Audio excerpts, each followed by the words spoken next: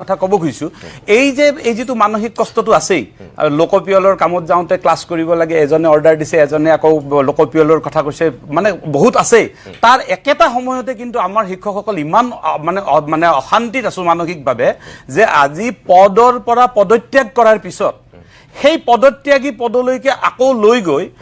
কি প্ৰক্ৰিয়াৰে নাজানো আজি শিক্ষকসকলক পদত্যাগী পদত দৰমহা দি শিক্ষকসকলক মানসিকভাৱে ধ্বংস কৰি দিয়া হৈছে হেতু হয় একেটা সময়তে আজি আপোনাৰ চাব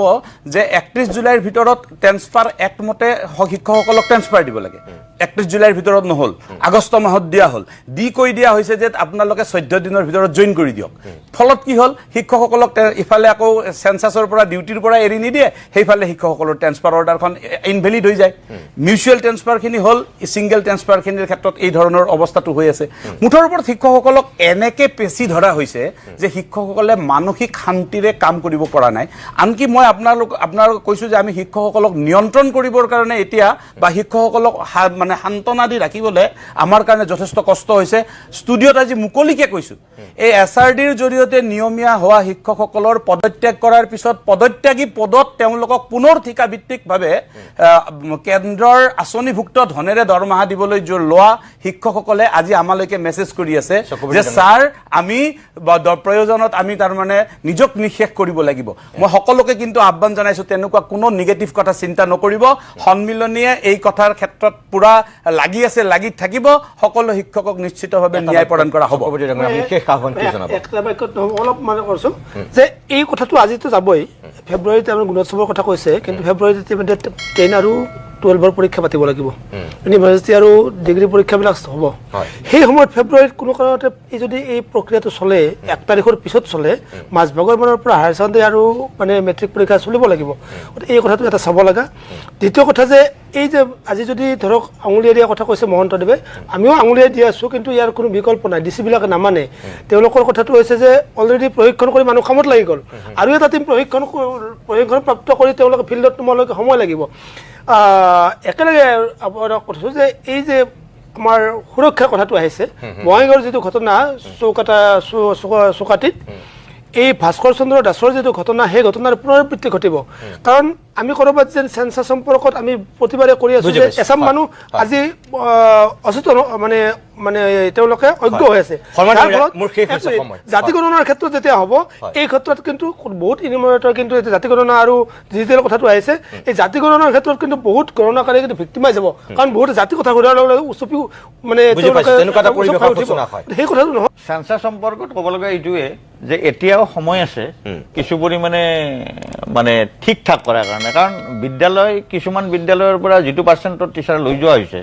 কিছু বিদ্যালয়ত কিন্তু সেই অৱস্থাটো হোৱা নাই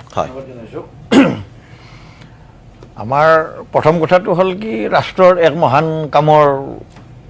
আমাৰ বহু কৰ্মী শিক্ষক কৰ্মচাৰী জড়িত হৈছে এটা যথেষ্ট এটা সৌভাগ্যৰ কথা বুলিয়ে ক'ম মই ৰাষ্ট্ৰৰ হকে কাম কৰিছে ঠিক তেনেদৰে ৰাষ্ট্ৰৰ এই বিদ্যালয়সমূহত ছাত্ৰ ছাত্ৰীক শিক্ষাদান স্বাভাৱিকভাৱে পৰিচালিত হোৱা এইটো মহান কামৰ তালিকাভুক্ত গতিকে এই বিষয়টো যে আজি বাধাগ্ৰস্ত হৈছে মানে এই বিভাগত যিখিনি শিক্ষক লৈ যোৱা হ'ল বা অন্য কৰ্মচাৰী কম নিয়া হ'ল এই ক্ষেত্ৰত মই একেলগে কিছু কথা ক'ব বিচাৰিছোঁ আচলতে আমাৰ শিক্ষকৰ ক্ষেত্ৰত আমাৰ ধৰক আমাৰ এই বিএলও সম্পৰ্কীয় বা নিৰ্বাচন কেন্দ্ৰিকভাৱে হয় বিএলও হেতুটো পাৰ্মানেণ্টলি আজি বহু বছৰ জুৰি বিএলও বিলাক নিযুক্ত হৈ আছে হয় সেই বিষয়টো আমাৰ মাহে মাহে সেই তেনেকুৱা শিক্ষকবিলাকৰ কাম কাজ বন্ধ হয় আমাৰ মাৰ্চ মাহত সম্পূৰ্ণ মাৰ্চ মাহতে বিএলও বিলাকৰ কাৰণে আমাৰ তেখেতসকল বিদ্যালয়ত অনুপস্থিত আছিলে অন্য কৰ্মচাৰীৰ ক্ষেত্ৰত যথেষ্ট পৰিমাণে ধৰক বহুত এনেকুৱা বিভাগ আছে তাৰ পৰা কৰ্মচাৰী ইয়াতো সংলগ্ন কিছু কৰিলে শিক্ষকৰ এই যিটো আজি মাতৃভাষা মাধ্যমৰ ৰাজহুৱা খণ্ডৰ বিদ্যালয়বিলাকৰ আজিৰ তাৰিখত যিটো অৱস্থা হৈছে এটাতো মানে অচল অৱস্থা হৈছে ক'ব গ'লে এই অচল অৱস্থাটো নিশ্চিতভাৱে বহু লাংখে কম হ'লহেঁতেন আৰু এই সন্দৰ্ভত পৰিষদৰ কোনো ব্যৱস্থাৱলীৰ লগত কোনো ধৰণৰ আলোচনা বিলোচনা হোৱা নাই দ্বিতীয় কথাটো হৈছে কি এই যে আমাৰ মাতৃভাষাৰ মাধ্যমৰ বিদ্যালয়সমূহৰ যিটো ক্ষতি এই ক্ষতিটো আসলতে ভাবিলে আপোনাক মই আৰু এটা কথা ক'ব পাৰোঁ ইয়াত হেডমাষ্টাৰৰ বিষয়টো কৈছে হয় যে 45 বছৰৰ বিষয়টো কৈছে হেডমাষ্টাৰজনৰ কাৰ্যালয়টোত তেওঁৰ বিভিন্ন কাম কাজ থাকেই অনবৰত। বিজ্ঞান শিক্ষক আমাৰ মই আপাৰ প্ৰাইমাৰী কথাটো কৈছোঁ, তাত বিজ্ঞান শিক্ষকগৰাকীকো ইয়াত লৈ যোৱা হৈছে। বিজ্ঞান শিক্ষকগৰাকী লৈ গৈছে মানে সম্পূৰ্ণ এটা মাহ অংক বিজ্ঞান এই দুটা বিষয়ত বিস্তৰ সতি একদম এই ধৰণৰ ব্যৱস্থাৱলীবিলাক হৈছে। আৰু আপোনাক মই কওঁ যে আমাৰ এই লোকপিয়ল ব্যৱস্থাটোৰ কাৰণে শিক্ষকবিলাকক নিয়া হ'ল এনেকৈ মানে 80% নিনিয়াৰ ব্যৱস্থা বুলি কৰিব পাৰিলেহেঁতেন, অকণমান মন কৰিলে বা অলপ মানে মূৰ সোমালে। কাৰণ আজি এটা কথা আপোনালোকৰ ওলাই আছে, এইটো অভিজ্ঞতা আমাৰ আছে, আমাৰ সৰুকালিত এইবিলাক মনত পৰে। আমাৰ যেতিয়া নিৰ্বাচনৰ সময়ত এনুমাৰেটৰবিলাক নিয়োগ কৰিছিল, তেতিয়া কিন্তু কৰ্মচাৰী নহয় বাহিৰা মানুহ নিয়োগ কৰিছিল। আৰু বাহিৰা মানুহ নিয়োগ কৰি তাত এটা ৰেমুনাৰেশ্যনৰ ব্যৱস্থা আছিল। আৰু সেই মানুহখিনিৰ দ্বাৰা নিৰ্বাচনৰ এই কাম কাজবিলাক ভোটাৰ লিষ্ট তৈয়াৰ কৰা কিবা কিবি কৰা এইবিলাক কাম কাজ সম্পন্ন হৈছিল। অনুৰূপ এই ক্ষেত্ৰতো আজিৰ তাৰিখত এনুমাৰেটৰবিলাকো আমাৰ যিখিনি নিলে চেঞ্চাছৰ কাৰণে, সেইখিনিৰ কাৰণে চৰকাৰেতো তেওঁলোকক এটা ওপৰঞ্চি দিব মাননি। সেই মাননিখিনি যদি আমাৰ ইমান ধৰক এটা প্ৰচণ্ড নিবনুৱাৰ আমাৰ ৰাজ্য, এই ৰাজ্যখনত শিক্ষিত নিবনুৱা, এই নিবনুৱাখিনিক সেই টকাখিনি দিলেও হয়তো কাম কৰিলেহেঁতেন, হয় মোৰ ধাৰণাই কয় এইটো একেবাৰে চিয়ৰ কৰিলেহেঁতেন। গতিকে এই কামটো কৰা হোৱা নাই, সকাহো পালেহেঁতেন, নিশ্চিতভাৱে সকাহ পালেহেঁতেন। দুমাহ যদি তেনেকুৱা এটা কাম পালেহেঁতেন, হয় ধৰক এজন শিক্ষিত নিবনুৱাৰ কাৰণে সেইখিনি যথেষ্ট সহায়ক হ'লহেঁতেন। হয়, আপোনালোকে নিশ্চিতভাৱে এইবিলাক দেখি আছে, টিভিটো আপোনালোকেও কৰি আছে, আমিও বিগত বহু সময় যদি আমি আমাৰ মাতৃভাষাৰ মাধ্যমৰ বিদ্যালয়সমূহৰ বিষয়ত বহুত টক শ্ব' কৰিছোঁ আপোনাৰ লগতো। হয়, এই টক শ্ব'বিলাকতো আমি আমাৰ অসুবিধাবিলাক, আমি যিহেতু শিক্ষক, আমি স্কুলখনত চলি থকা গোটেই ব্যস্তনিটো আমি জানো, কি পৰিৱেশ কি কথা, আমি